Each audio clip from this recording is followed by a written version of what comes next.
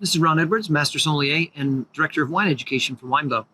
I want to share with you today a beautiful wine from Les Clos Winery in Washington State, Les Clos 41.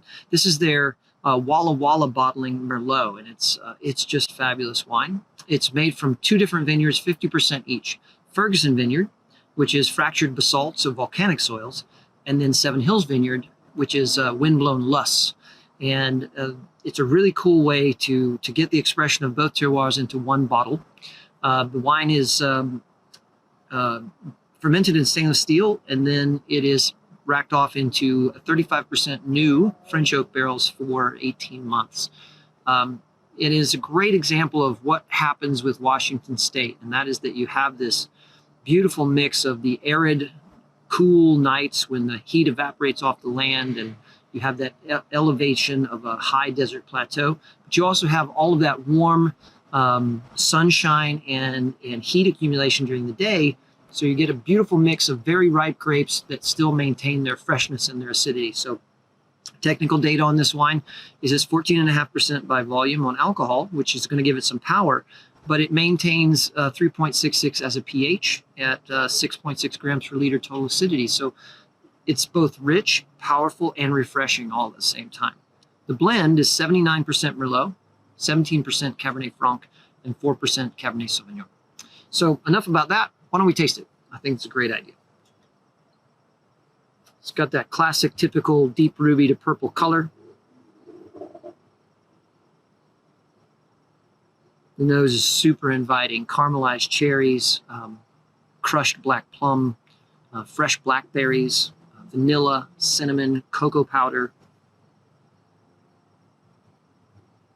There's an undertone of spearmint, cedar, and a little bit of how I just kind of describe it as like habanero peppers at a distance, like you can smell them from across the table or something like that. It's just this really elegant, lifted, aromatic peppery note that sort of like lifts the whole aroma profile.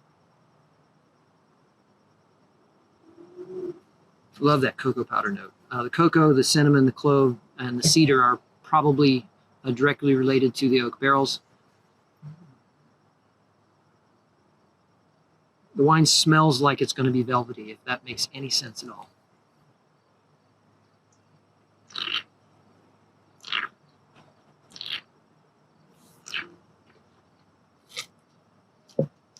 And in reality, starts off like satin, finishes like a velvet purple curtain in texture, if you could imagine licking such a thing.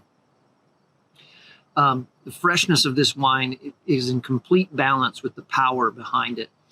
There is more than enough strength and structure to make someone who likes big red wines very happy. But there's a deftness and a beautiful tart, fresh fruit flavor profile that balances all out. So while you get the cocoa powder and the cinnamon, the clove, and a little bit of caramel from the oak, it is the prettiness that really shines through here, that lifted herbal note, a little bit of cedar plank, fresh blackberry, fresh black plum.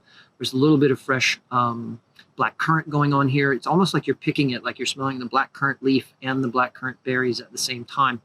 Then it goes back into that richer crushed fruit, moving on to sort of conserved, where you're sort of making jelly, but you're doing it with way less sugar, so it's not nearly as sweet smelling or tasting.